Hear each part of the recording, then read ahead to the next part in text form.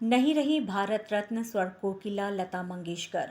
भारत की शान और वॉइस ऑफ इंडिया के नाम से पहचान बनाने वाली स्वर कोकिला लता मंगेशकर अब हमारे बीच नहीं है।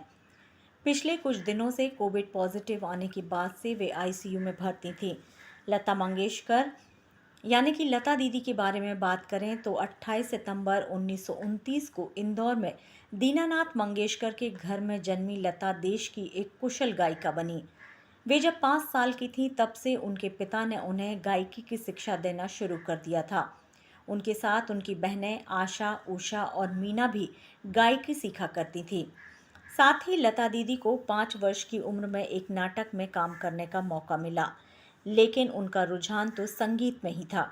1942 में पिता की मृत्यु के बाद पिता के दोस्त विनायक दामोदर कर्नाटकी ने न सिर्फ उनके परिवार को संभाला बल्कि लता मंगेशकर के अभिनय और सिंगर बनने में काफ़ी मदद भी की। लता जी को शुरुआती करियर में काफ़ी दिक्कतें आईं।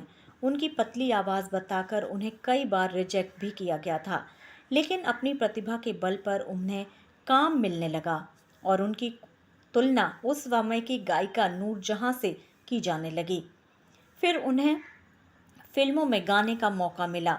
आपकी सेवा फिल्म में गाने का मौका मिलने के बाद से उन्होंने अपनी गायकी की शुरुआत कर दी और उसके बाद दो आंखें 12 हाथ, दो बीघा ज़मीन, मदर इंडिया, मुगले आजम, महल, बरसात, ना जाने कितनी ही यादगार फिल्मों में गीत गाए।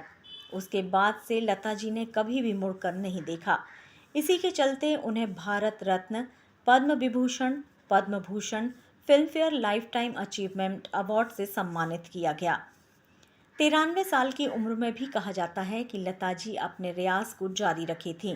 2 हफ्ते पहले कोविड पॉजिटिव आने के बाद उन्हें आईसीयू में भर्ती कराया गया, जहां डॉक्टर्स ने उनकी हालत स्थिर होने की जानकारी दी थी। लेकिन अब ये दुखद खबर मिली है कि वे हमारे बीच नहीं रहीं। लता दीदी के देश के लिए गाए गीत ए मेरे वतन के लोगों हमेशा ही लोगों के दिलों में जिंदा रहेगा और सदियों तक लोगों की जुबां पर ये रहेगा।